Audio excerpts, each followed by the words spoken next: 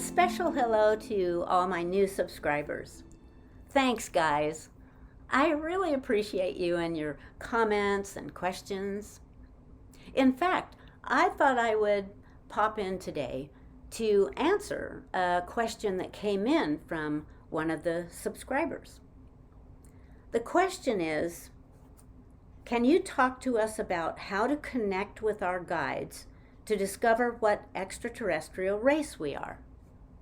Sure, I'll do my best to offer any knowledge that I have on that subject.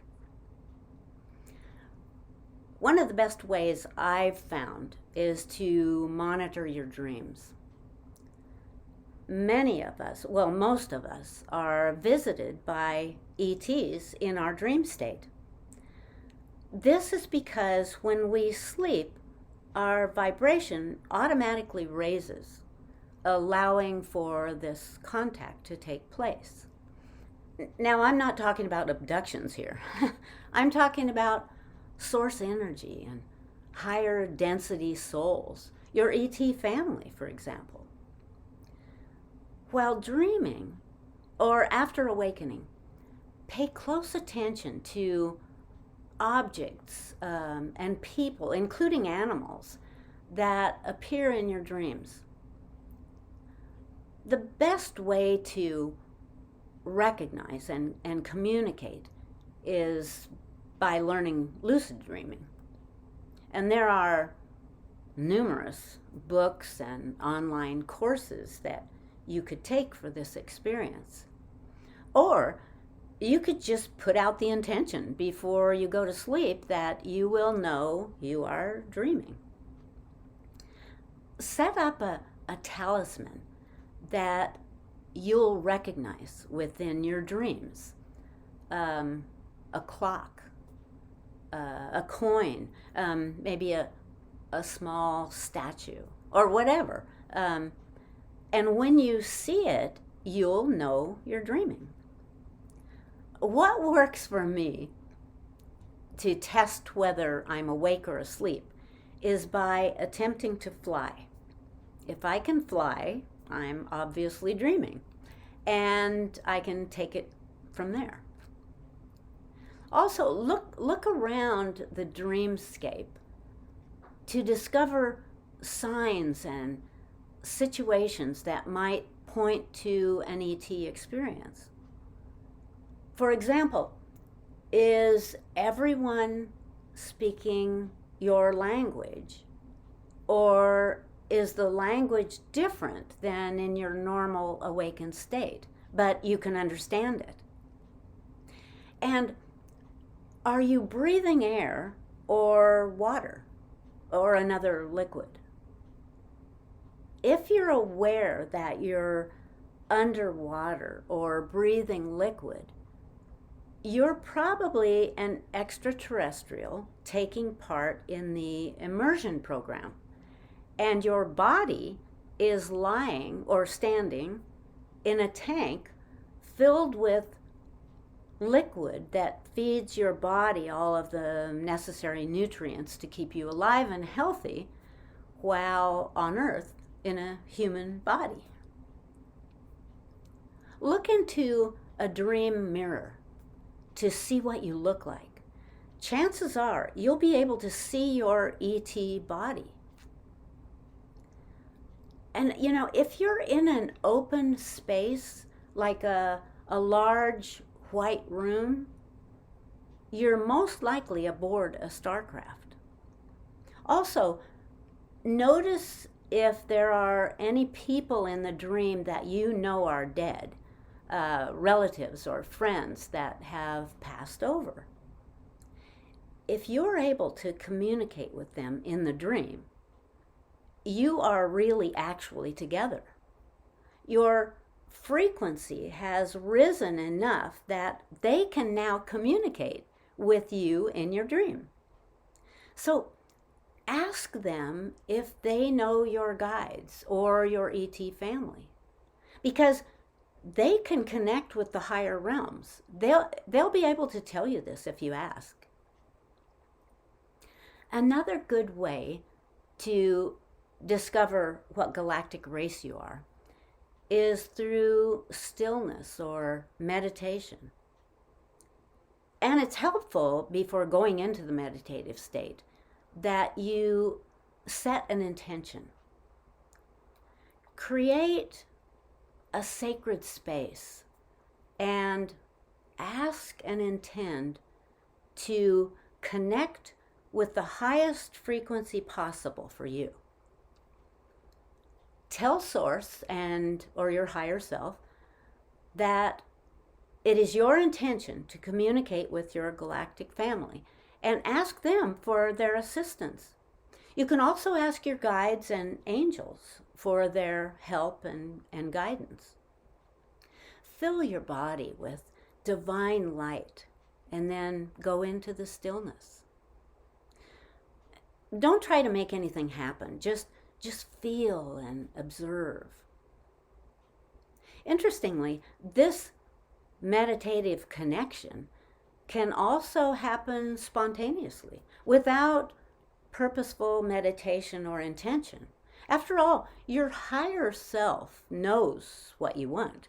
So once you put out the desire, it is already on its way to you. The most important part of this connection is to remain in the highest frequency possible at all times. This way you'll always be protected from any lower entities or thought forms.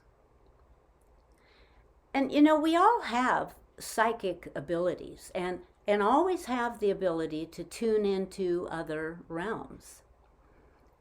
In fact, I'll give you a personal example of this, which happened only a few days ago.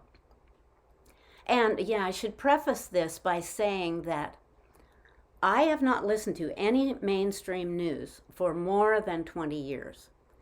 I don't own a smartphone, and I'm not hooked up to cable, and I've turned off any news notifications on my iPad and computer. So unless I'm actually interested in obtaining something in particular, I won't know what's in the news unless someone tells me about it. Well, anyway, that day I had been shopping all morning and was exhausted. And as is my habit, I flopped down onto the soft carpet in my living room and closed my eyes for just a minute to regain my energy. In seconds, I was standing in the snow beside a line of trucks driving slowly past me. Then, in a flash, I was instantly back into my body, wondering what the heck that was. Where was I? And what was that odd convoy of trucks? Well, because it didn't mean anything to me, I just let it go. The next day, I was telling someone about the strange moment of finding myself standing in the snow beside a row of trucks. And the person told me about the Canadian truckers' protest. Well, I was shocked and wondered, but why would I pop into that scene? My feeling now is that because it was so saturated within the collective consciousness, I had just picked it up as significant somehow. The next suggestion I have in discovering your guides and ET race is through synchronicity. This is where we become aware of how the universe is constantly communicating with us all, if we can learn to take notice. So pay attention to everything life is showing you. It's so easy for us to come to believe that everything in our environment is just coincidental, but that's never the case.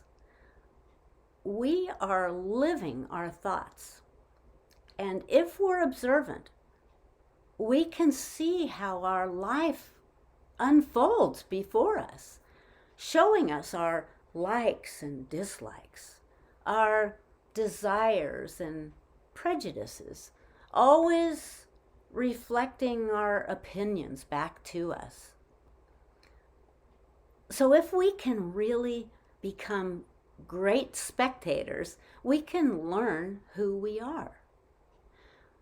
We become a witness to our own lives. So my advice is to start noticing what comes into our lives. You know, what YouTube videos show up on our homepage, and what appears in our Facebook feed, or what comes into our mailbox or shows up at our door.